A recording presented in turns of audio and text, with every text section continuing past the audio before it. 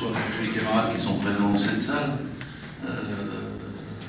Et un salut à ceux qui ne sont pas là, mais qui devraient y être. Comment dire,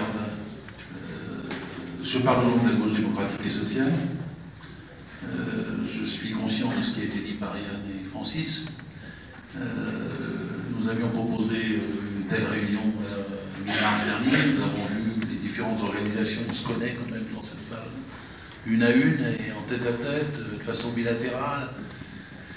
Et nous savons que la gauche est une mosaïque aujourd'hui et que si elle se présente de façon dispersée, entre 2% et 5, 6, 7, 8% des voix, et même s'il y en a une qui monte à 10 ou 11 ou 12, ce sera une catastrophe. Voilà, c'est le premier point de constat que je veux faire sur la politique en France face à Macron. Macron est un phénomène que beaucoup d'entre nous n'avions pas prévu, mais qui est le pire coup porté à nos droits sociaux depuis 70 ans. Nous en payons parce que nous avons été divisés en 2017 avec le salariat un coût énorme et qui n'est pas fini. Car la suppression des cotisations sociales, la mise en cause du statut du salariat, la mise en cause des retraites sont l'année prochaine et viendront à l'ordre du jour en même temps que l'élection européenne dont nous discutons. Et s'il n'y a pas une conscience que nous devons mettre en avant ce qui nous unit et faire absolument tout pour une liste commune, nous serons pulvérisés. C'est simple. Il n'y a pas d'autre issue que de se mettre d'accord. Est-ce que c'est... on peut regarder, Macron a été élu par effraction, il le dit lui-même. Mais s'il se fait légitimer l'année prochaine, en étant avec son groupe, qui n'est pas un groupe, son parti qui n'est pas un parti, en tête des candidatures européennes, on en paiera le prix pour toutes les élections suivantes.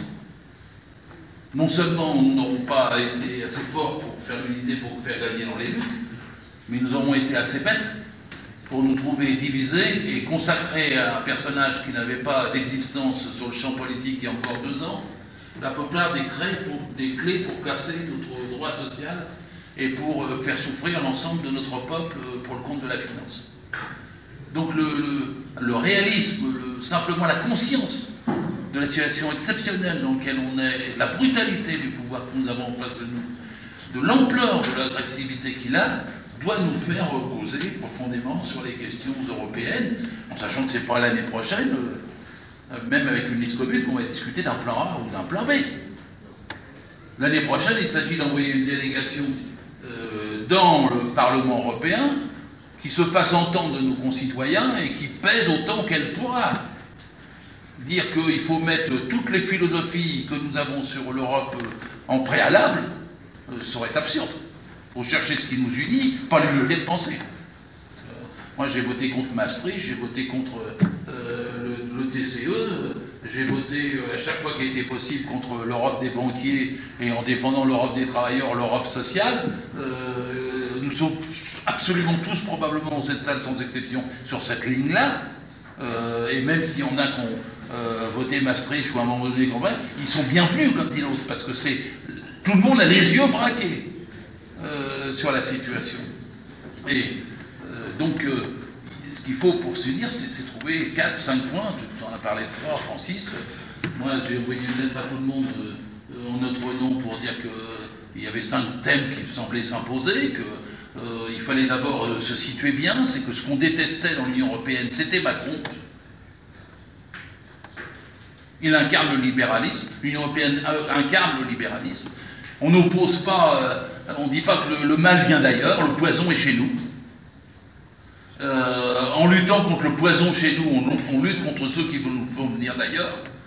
Mais on ne dit pas que l'issue, c'est de sortir. Sortir pourquoi? Pour garder Macron. Qui va défendre ça?